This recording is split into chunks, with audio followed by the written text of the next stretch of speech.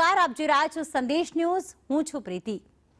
Bullet ટ્રેનને લઈને railway મંત્રી અશ્વિની વૈષ્ણવે એક નિવેદન આપ્યું છે, જેમાં બુલેટ ટ્રેન મધ્યમ વર્ગના પરિવહનનું માધ્યમ બનશે.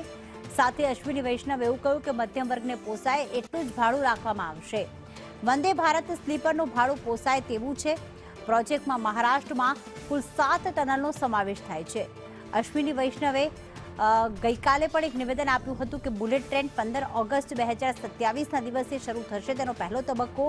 અને હવે આ મહત્વપૂર્ણ નિવેદન એ આવ્યું છે કે સામાન્ય વર્ગને પોસાય તેટલું ભાડું બુલેટ ટ્રેન અને સાથે વંદે ભારત સ્લીપરમાં રાખવામાં આવશે. MT5ના આ પ્રોજેક્ટમાં સૌથી લાંબી ટનલ રાખવામાં આવી છે. MT5 મહારાષ્ટ્રના પાલઘર વિસ્તારમાં છે. આ ટનલનું કામ આજે બ્લાસ્ટિંગ દ્વારા પૂર્ણ થયું છે. રેલ મંત્રીએ ટનલમાં કામગીરીનું નિરીક્ષણ કર્યું હતું અને તેના પ્રસંગે આ નિવેદન આપ્યું.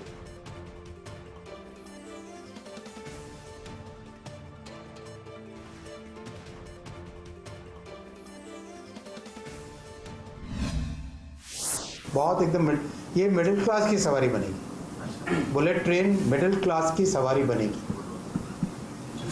Bullet train practically middle class के लिए सबसे उपयोगी एक साधन बनेगा. बहुत एकदम ये मिडिल क्लास की सवारी बनेगी. बुलेट ट्रेन मिडिल क्लास की सवारी बनेगी. Bullet train practically middle class के लिए सबसे उपयोगी एक साधन बनेगा.